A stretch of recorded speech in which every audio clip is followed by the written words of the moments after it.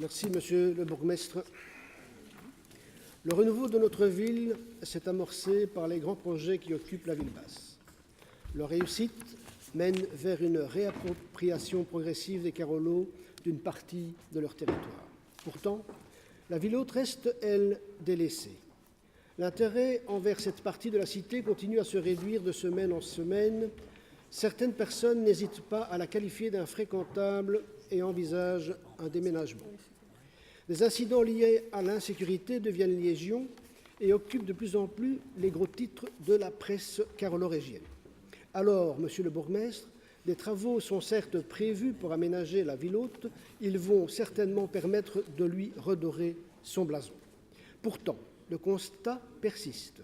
Dans la présentation de l'onglet sécurité du site de la ville, il y est inscrit, dans une ville moderne du XXIe siècle, la sécurité est devenue un enjeu important parce que le citoyen a le droit de mener une vie normale dans un environnement qui lui garantit un niveau de sécurité acceptable.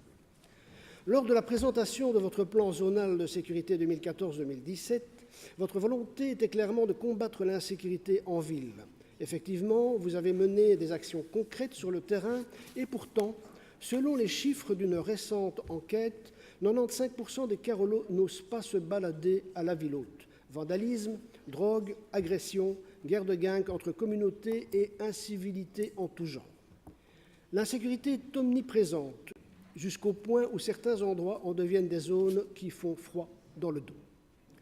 Or, le quotidien de cette partie de la population Carolo ne doit pas être négligé, car si notre volonté est de faire revenir des gens à Charleroi, il est de bon sens de préserver les gens déjà présents.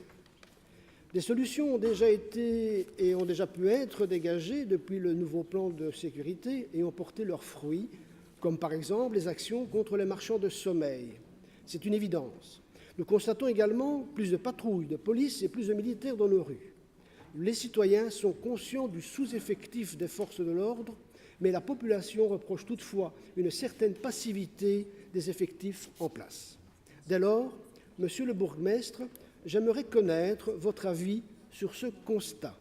Ensuite, qu'envisagez-vous pour améliorer le niveau de sécurité et de tranquillité de nos citoyens et combattre les divers délits comme au sein de la ville haute, tout en évitant, bien entendu, de déplacer ce phénomène à d'autres endroits de notre ville bien-aimée. Je pense notamment à plus d'actions répressives de la part des différentes sections de police, mais aussi et surtout faire pression pour forcer une amélioration des politiques de poursuite du parquet en collaboration notamment avec l'Office des étrangers. Je vous remercie. Merci, Monsieur Frère. En effet, les problèmes de sécurité à la ville haute sont un phénomène bien connu, loin d'être neuf, puisque dès la mise en place de cette majorité, nous avons décidé d'investir beaucoup plus dans la sécurité à la ville haute. Nous avons entamé, vous vous en souvenez, les opérations Vauban régulières, pluridisciplinaires, en associant l'ensemble des acteurs, sans jamais relâcher l'effort sur ce quartier. Celles-ci ont été menées à intervalles réguliers jusqu'en juin 2016. Et en juin 2016, nous sommes passés à la vitesse supérieure, constatant que certes, ça avait produit des effets, mais pas suffisants pour véritablement apporter une réponse structurelle aux problèmes connus dans cette zone. Et donc, nous avons dégagé un budget supplémentaire de 900 000 € qui permet de financer des opérations quasi quotidiennes sur base volontaire des agents qui recourent au système des heures supplémentaires. Depuis le 12 juin 2016, il y a un peu plus d'un an donc, des opérations de sécurisation ont lieu sur le centre-ville en général et sur la ville haute en particulier. Et depuis le mois de mai 2017, ces opérations sont menées par un service tout nouveau qu'on a constitué expressément à cette fin, le peloton sécurisation ordre public. C'est une équipe d'intervention qui vient d'être constituée, dont la mission est double, assurer une présence sur le terrain pour une plus grande visibilité de nos forces de police et sécuriser les endroits qui nous sont signalés comme les plus insécurisés ou les plus insécurisants. Nous orientons les patrouilles sur base des doléances des citoyens qui nous sont transmises, soit directement par mail, soit via le cabinet du bourgmestre ou par téléphone. Et au-delà des contraintes opérationnelles liées au niveau 3 de la menace OCAM, nous n'avons pas moins de 6 équipes qui patrouillent dans les secteurs tout en étant attentifs aux différentes problématiques rencontrées, la consommation et la vente de stupéfiants, l'abus de boissons alcoolisées sur la voie publique, la prostitution, la mendicité, les dépôts clandestins. Et par ailleurs, nous continuons d'opérer des contrôles d'établissement qui sont organisés sur une base très régulière et là aussi avec diverses collaborations. Toutes nos actions le sont en concertation et en collaboration étroite avec les magistrats de référence du parquet, qui sont en outre sensibilisés aux problématiques rencontrées pour apporter une réponse la plus adéquate possible dans les limites de leur action, bien entendu. Et nous avons également comme partenaire l'Office des étrangers pour la problématique du séjour illégal, les services sociaux de la ville pour les problématiques de la mendicité, de la prostitution et de la consommation d'alcool en rue. Nous avons donc une action qui est à la fois préventive et répressive. Des actions ponctuelles sont également menées par les sections stupes et traite des êtres humains de la police judiciaire locale dans le cadre du dossier judiciaire plus conséquent. Et à terme, ce peloton, qui, je vous le rappelle, a été constitué expressément pour agir sur cette zone, verra ses effectifs encore doublés, permettant ainsi une encore plus grande présence sur le terrain, avec encore plus d'opérations et de sécurisation.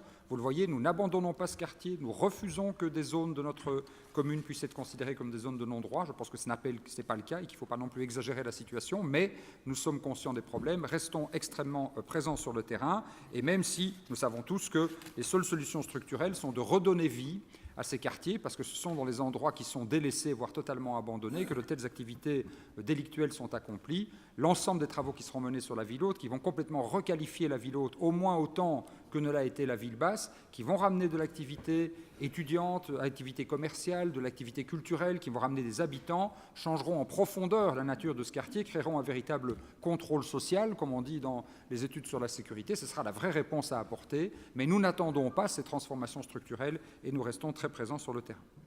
Est-ce que vous avez une réplique ? Eh bien, je suis certain que les médias vont faire fort de relayer ce que vous venez de dire. Je suis rassuré quand vous me dites qu'un nouveau peloton de sécurisation ordre public est mis en ordre et que les effectifs vont être évidemment doublés. Voilà. En tout cas, merci pour la réponse que vous m'avez donnée. Merci, Monsieur Frère. Oui, Madame Elborezgui. Mais moi, je souhaite intervenir sur ce point parce que ici, M. Albert a Parlez bien dans le micro, si vous voulez bien. Je souhaite intervenir sur ce point parce que ici, M. Albert a parlé, Albert Frère a parlé de la ville haute, mais tout Carolo que nous sommes, nous savons que c'est un problème qui se diffuse un peu partout dans nos 15 communes.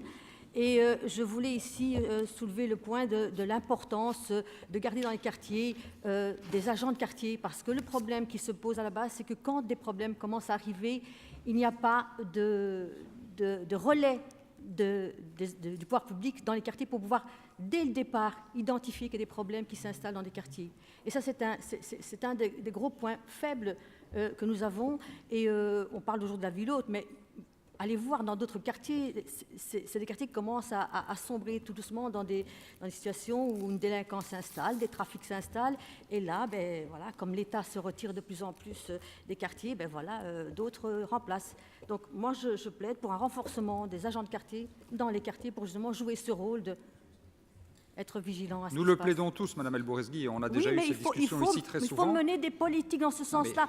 Nous menons des politiques dans ce sens, mais si vous examinez l'ordre du jour... Pour le bien-être dans les quartiers, mais donnez les moyens pour que vos programmes soient... Nous le faisons, mais si vous examinez l'ordre du jour, vous verrez qu'encore aujourd'hui, nous devrons hélas acter toute une série d'échecs de recrutement. Et donc nous mettons les moyens, mais s'il n'y a pas de candidats pour des postes, on ne peut pas inventer les candidats. Et malheureusement, nous savons aussi des informations que nous donne la police, que des échecs de recrutement, il y en a encore plus pour les fonctions comme agent de quartier qu'il n'y en a pour les agents d'intervention. Aujourd'hui, malheureusement, il y a peu de monde qui a une véritable vocation à exercer cette police de proximité. Ça ne nous empêche pas de continuer à ouvrir des postes. Nous passons à l'intervention suivante de